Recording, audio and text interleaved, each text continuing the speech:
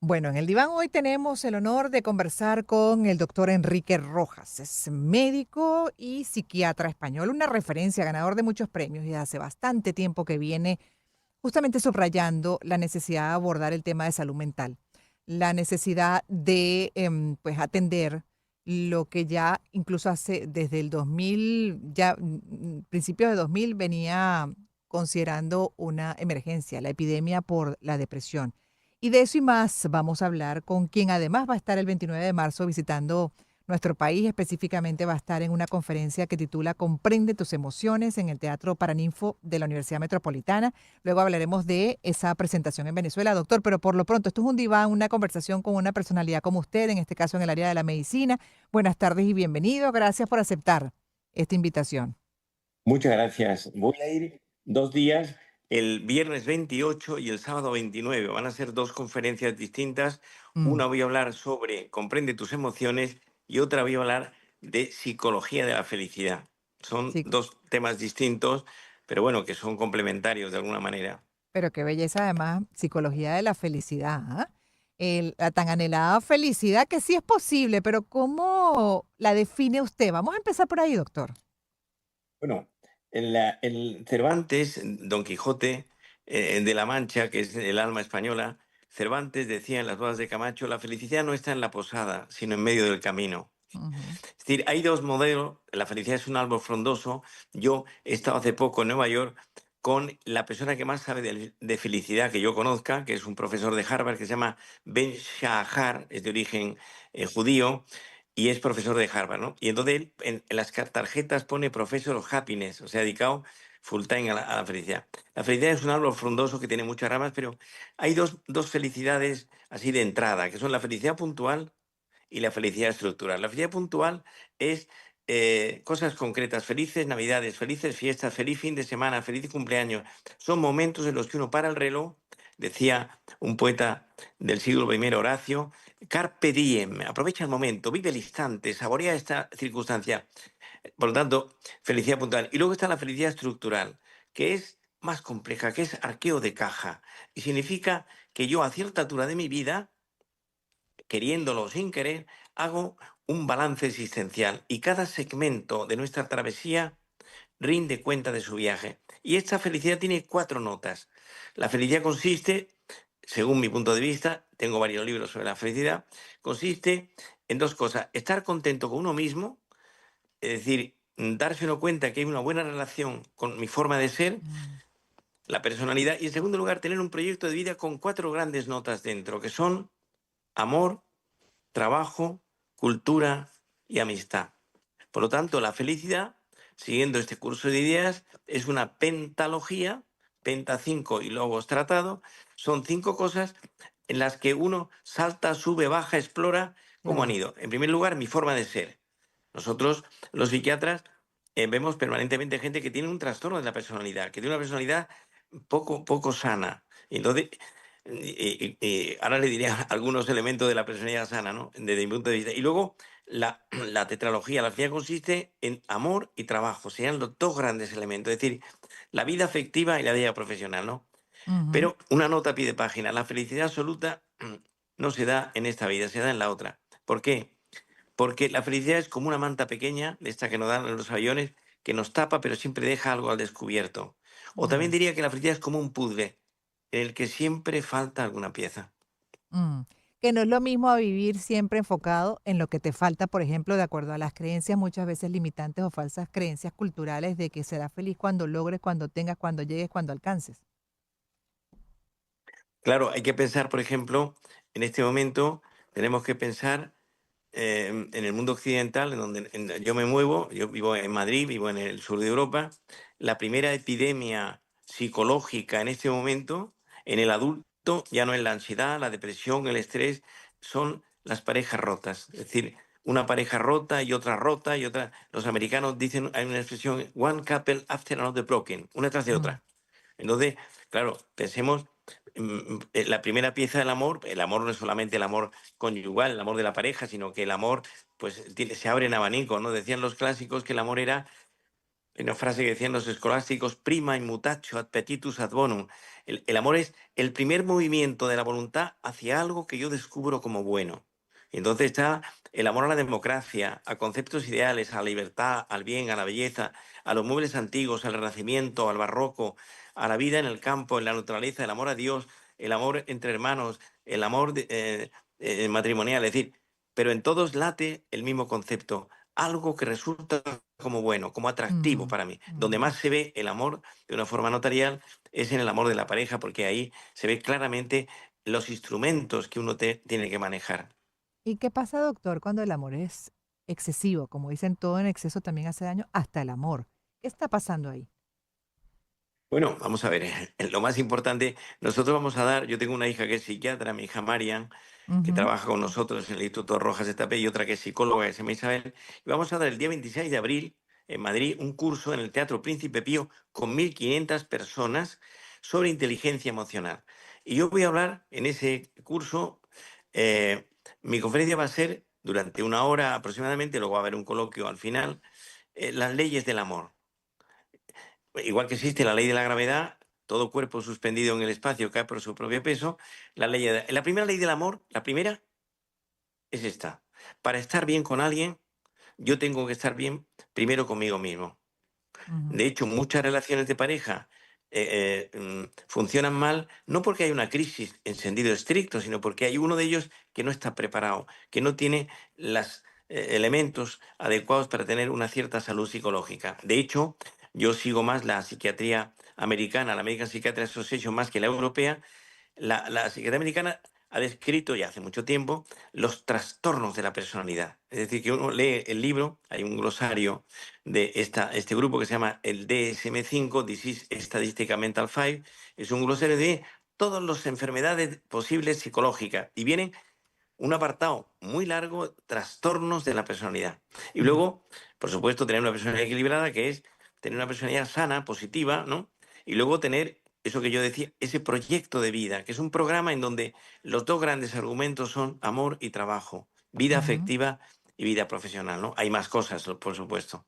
Sí, ahorita tenemos que hacer una pausa, doctor, pero brevemente porque mencionó también a Marianne. Yo sigo a Marianne, bueno, es una referencia a sus libros, además muy buscados. Ahorita entró en una polémica o dentro de su gremio, psiquiatras y psicólogos estarían cuestionando lo que es una postura que asomó, por ejemplo, en un programa como El Hormiguero sobre el trauma, que considera que sí se puede manejar con inteligencia emocional, ¿no? Con ese trabajo del ser, ese autocontrol, autoconocimiento primero y el autocontrol. Pero algunos lo debaten porque consideran que el trauma es una cosa muy profunda que no necesariamente así se puede atender, ¿no? Y que incluso puede requerir también, de acuerdo a condiciones químicas, desbalances, etcétera, del cuerpo, algún tipo de tratamiento, de fármaco. ¿Cómo lo ve usted?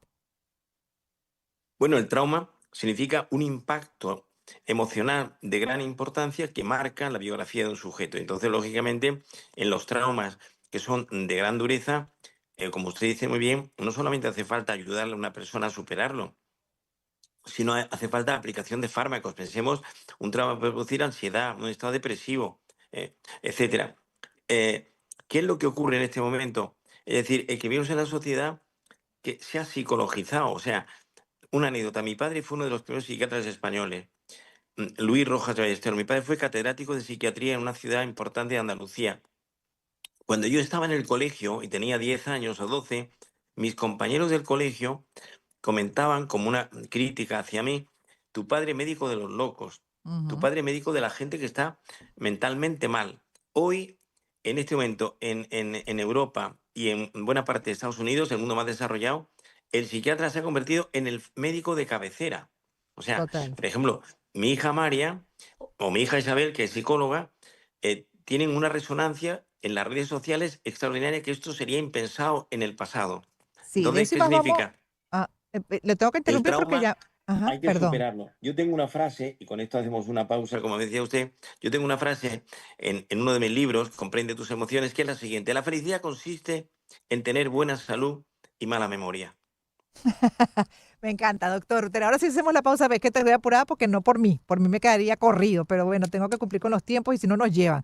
Doctor, en breve seguiremos conversando de esto y más. Qué interesante. Muchas gracias por aceptar. Y seguimos esta entrevista con una personalidad como el doctor Enrique Rojas, quien es médico, psiquiatra español, o toda una referencia en su país y en el mundo también, igual que sus hijas que han ido cada día más, pues, destacando, ¿no? Dentro de esta área de la psicología, bueno, el tema de las emociones, del pensamiento, la salud mental, y que es tan complejo, pero que finalmente se va entendiendo lo importante que es trabajarlo, atenderlo para la salud integral, doctor. Y bueno, repasando para aquellos que están recién sintonizando, el 29 de marzo va a estar con Comprende tus emociones y el 28 con Psicología de la Felicidad en Caracas, específicamente en el Teatro Paraninfo de la Universidad Metropolitana. Y las entradas están en thebranding.show, por ahí las pueden buscar. Un placer tenerlo hoy, además, dentro de esta entrevista de personalidad y en la que no solamente hablamos de su desarrollo o criterio, ¿no? En este caso, en su área de psiquiatría, por ejemplo, y como médico, también sobre su personalidad, doctor, para decirlo de alguna manera, lo que ha sido su trayectoria, su vida también dentro de ese plano personal, que lo llevó a estudiar medicina y específicamente irse especializando en psiquiatría, al punto también que sus hijas, una psicóloga y una psiquiatra, ¿no? Esa influencia, ¿de dónde viene? ¿Qué sintió usted?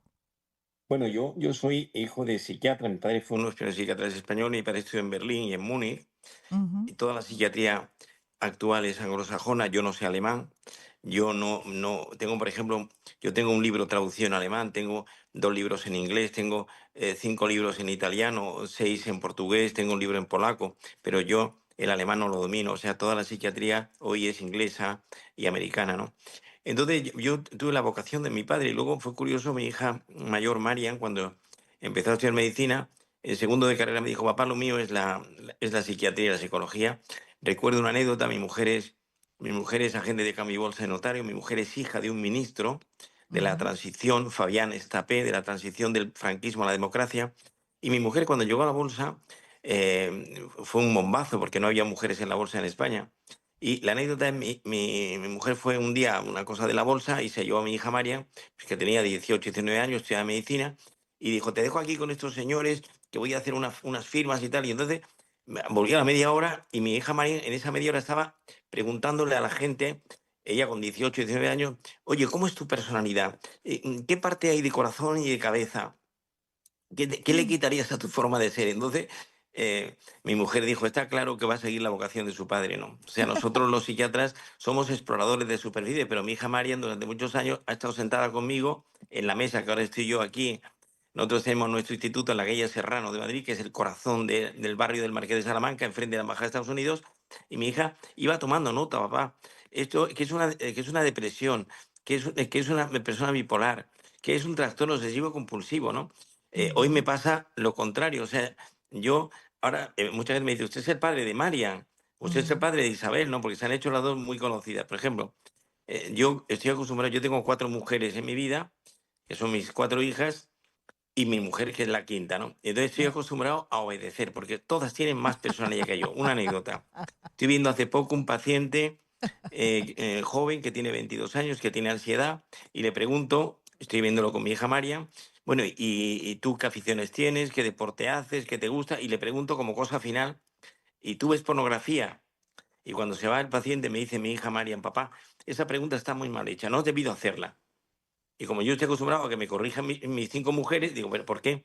Dice, ¿cómo le preguntas a un chico de 22 años si ve pornografía? Tú tienes que preguntarle cuánta pornografía ves. Ah, pasan unos días, viene otro chico con otro tema y le pregunto lo mismo, pues qué aficiones tienes, te gusta la lectura, no tal, y le pregunto, ¿y tú cuánta pornografía ves? Siguiendo la indicación de mi hija y me dice yo lo normal. Y hago unos minutos de silencio y le digo, bueno, ¿y lo normal qué es? Dice, pues todos los es- días un rato y el fin de semana un par de horas. Entonces, quiero decir, la pornografía es la primera epidemia juvenil en este momento en Occidente.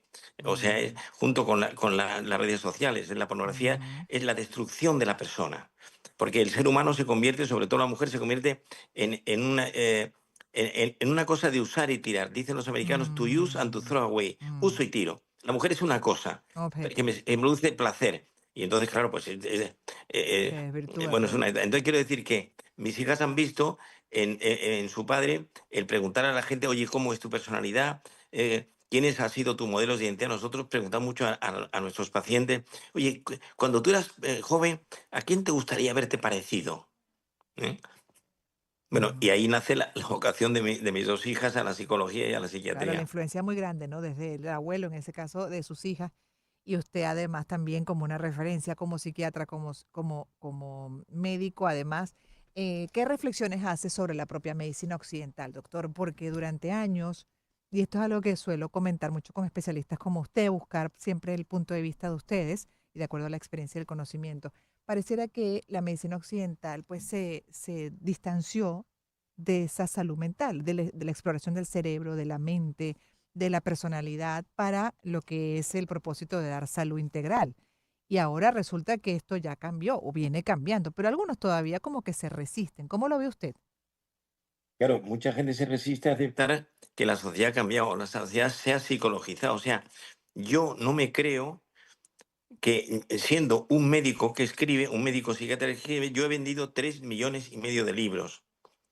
O sea, yo soy un Mm, médico que ha mm, escrito temas, la depresión, la ansiedad, el estrés, el amor. Yo tengo ahora un libro que va a ser una edición nueva, que se llama Remedios para el desamor, sobre crisis de pareja, que he vendido de ese libro 500.000 ejemplares. O sea, no hay que un libro normal en Europa tiene una tirada de 2.000 ejemplares, 3.000, 4.000, 5.000.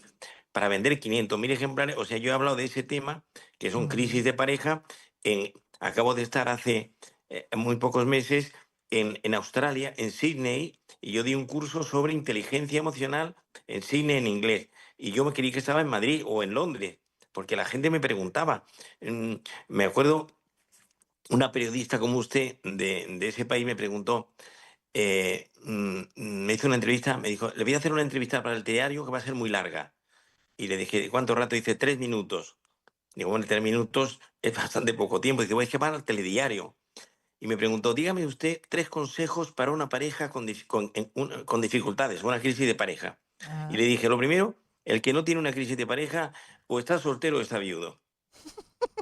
Eso es correcto, lo Decía Lord certifico. Byron, decía Lord Byron, un poeta inglés iconoclasta y machista, decía, es más fácil morir por una mujer que vivir con ella.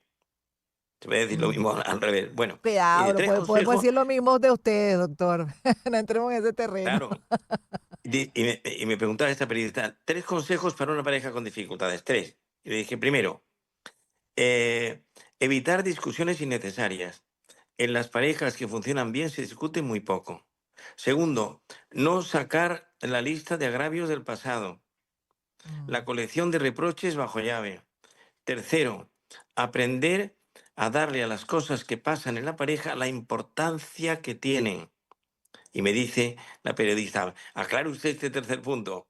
Y bueno, pues eso significa tener una cierta justeza de juicio, es decir, relativizar muchas cosas. ¿Y cómo se hace eso? Teniendo perspectiva. Es decir, cuando tienes perspectiva es capacidad para ver en panorámica tu vida. Y sería la visión del águila. Entonces relativizas ujú, éxitos y fracasos, le quitas importancia a una cosa buena que te ha ocurrido, no te crees más que nadie, ni tampoco te hundes en la desgracia. Y entonces, sabiendo que además la convivencia conyugal es la convivencia más difícil. Yo no conozco nada más complejo que la convivencia en la pareja. Bueno, ujú, sí, aprender japonés a los 70. ujú. Y lo ha aprendido. No, no, digo porque lo Bueno, digo no como digo, o sea, comparación. si está Lo digo intentándolo, no. como comparación porque yo llevo 42 años casado. Los he hecho el Sí. otro día. Yo llevo 42, yo le llevo a mi mujer 11 años, ¿no? Entonces, Mm, y mi mujer es mucho más importante que su padre, que fue ministro, ¿no? Mi mujer mm, en la actualidad es notario y agente de bolsa y consejera del primer Banco de España, pero mi mujer vale mucho más que su padre. Entonces, ¿qué significa? En la convivencia conyugal, de la pareja, uno aprende a llevar al otro. Es decir, hay un verbo en inglés ujú, que es to get with on, que significa saber llevar a.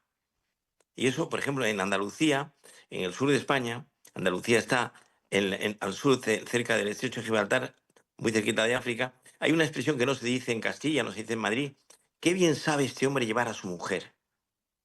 Y entonces, ya he aprendido unas habilidades en ese sentido, ¿no? Y entonces, ujú. piense usted, Remedios para el desamor, libro mío de 300 páginas, que he vendido medio millón de Sí. ejemplares. Sí, como dice usted, ya se ha logrado desmontar la estigmatización de las enfermedades de la mente, ¿no? Entender, porque además mucha gente está padeciendo de una u otra manera de algo, ansiedad, depresión, una mezcla incluso de los tres. Yo pasé por ahí, doctor, por eso también, después de haber vivido depresiones con sus respectivos pánicos y ansiedad, pues me interesó ¿Usted ha mucho tenido y procuro depresiones? cultivarme, ¿no? Y estar ¿Pero siempre usted en ha tenido contacto. depresiones clínicas?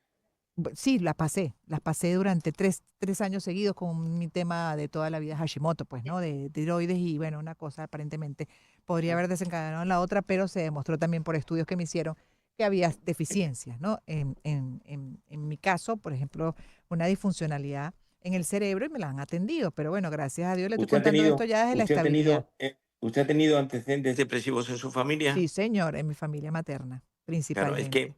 la depresión tiene un Ujú, fondo hereditario. De hecho, por ejemplo, la primera descripción de la depresión bipolar la hizo un médico de la corte de Fernando VI que se llamaba Piquera Rufat, que era de origen árabe, y describe la enfermedad del rey, le llamó así, ujú, siglo XVIII, que el rey pasaba temporadas en la cama, plano, melancólico y temporadas hiperactivo. O sea, la guau, primera descripción de la enfermedad bipolar de una manera un poco seria la hizo un médico de la corte. Pero las primeras descripciones de la depresión vienen del mundo griego. O sea, en los libros de los muertos, en las pirámides de Egipto, se describía ya la melancolía como mm, enfermedad del humor. O sea, hace veintitantos siglos, ¿no? Lo que pasa es que hoy ujú, se sabe que hay una depresión que se llama endógena, que es biológica, bioquímica y hereditaria, y la depresión exógena, que los americanos le llaman reacciones adaptativas, que están a la orden del día. Pues me ha dejado mi novio, me he quedado sin trabajo, sí, o sea, adversidades pequeñas y grandes que puntuales. dan lugar a una en rampa deslizante hacia la tristeza. Pero sin duda también ante la cantidad, usted mismo lo decía hace mucho tiempo que hay una epidemia de depresión y sin duda sigue siendo así. Eso o nos obligó además con este mundo digital que está al alcance de la información, ¿no? De la mano de todo el mundo, a enterarnos más, a involucrarnos más y a empezar a por reconocer que es algo tan normal como el resto de las enfermedades que podemos, ¿no? Que pueden manifestar el cuerpo y que hay que atenderla con ese rigor y sin tabúes, con la mayor honestidad. Exactamente. Piense usted que en muchos países, por ejemplo, yo voy mucho a México, Argentina, en Argentina pasa menos, a Chile, Ujú, en muchos países el psiquiatra tiene mala fama, dice, oye, tuvo que ir al psiquiatra, fíjate, o no se ujú, atreven a confesarlo. La depresión, la ansiedad, el estrés, la crisis de pánico, los trastornos obsesivos, la gente tiene que saberlo. Bueno, en este momento, en el mundo occidental, Estados Unidos, Canadá y Europa, la primera causa de baja laboral después de las comunes, pues una gripe, un resfriado, unas anginas, la primera son causas de naturaleza psicológica.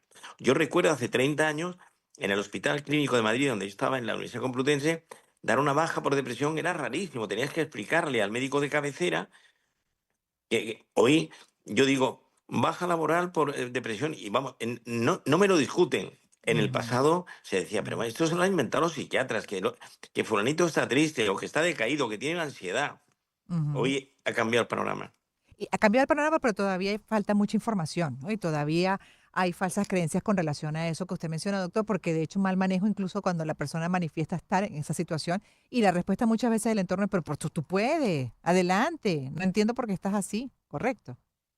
Claro, el tema es que no olvide usted una cosa, muchos psiquiatras, o sea, médicos que hacen psiquiatría, utilizan solo la farmacoterapia, o sea, Ujú, no utilizan otras herramientas. Yo hablo mucho en mis libros y con mis pacientes, hablo de la terapia integral, que es la mezcla de 6 cosas a la vez según la edad, el diagnóstico, las características. 6. Primero, la medicación, está claro. Por ejemplo, hoy tenemos vacunas antidepresivas. Todas las enfermedades depresivas monopolares, bipolares o recurrentes, en Europa se dan mucho en los cambios de estación, hay vacunas que se llaman estabilizadoras del ánimo y son todos metales. El mm, litio, el sodio, el rubidio, la lamotrigina tienen una eficacia extraordinaria. Farmacoterapia.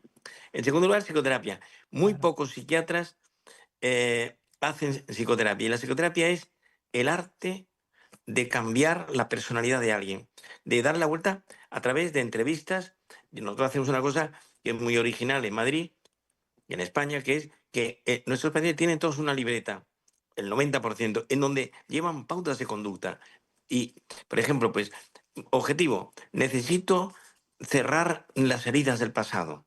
Y entonces se le explica y va apuntando, una persona psicológicamente sana es aquella que vive instalada en el presente, se ha reconciliado con el pasado y vive Ujú, mirando hacia el porvenir. Entonces él va explicando al paciente, ¿no? En tercer lugar, la eh, laborterapia.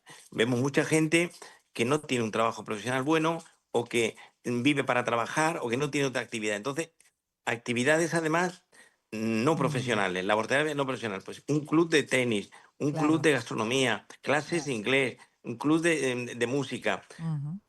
Cuarto, socioterapia. Vemos mucha gente muy sola. Yo no sé cómo está en ese sentido Venezuela, porque me falta información, pero mucha gente vive muy sola.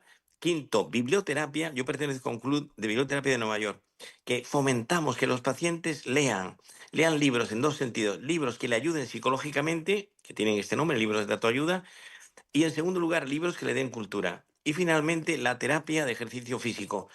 Todo junto y Fundamental. mezclado, Ujú. dependiendo de la edad y el diagnóstico. Gracias por haber conversado con nosotros. Gracias por la información que ha compartido además para la audiencia en esta, bueno, en esta entrevista especial dentro de lo que llamamos el diván, por cierto, este segmento especial con destacadas personas como usted, doctor, dentro del área de la medicina, específicamente en la psiquiatría. Enrique Rojas, que va a Venezuela, recuerden, 28 y 29 se presenta en el Teatro Paraninfo de la Universidad Metropolitana. El primero es sobre la psicología de la felicidad, el segundo la segunda conferencia comprende tus emociones y las Eso es. entradas en thebranding.show. Doctor, feliz tarde para usted. Ha sido un gusto Voy a conocerlo. terminar con una sentencia Ujú. de un libro del siglo XII de tradiciones rabínicas que se llama el Talmud. Y termino esta entrevista con esta frase, que tiene cuatro partes. El Talmud es un libro que se recogen los viejos rabinos en tradición oral y luego la pasaron para escrito. Y dice esta frase: el hombre fuerte es el que gobierna sus pasiones. El hombre rico es el que está contento con lo que tiene. El hombre sabio es el que aprende de todos con amor. Y el hombre honrado es el que trata a todos con dignidad. Mm. Muchas gracias. A usted, gracias por cerrar además el programa así con ese broche de oro. Cuídese mucho. Bendiciones Muchas infinitas. gracias. Y que le vaya muy bien también.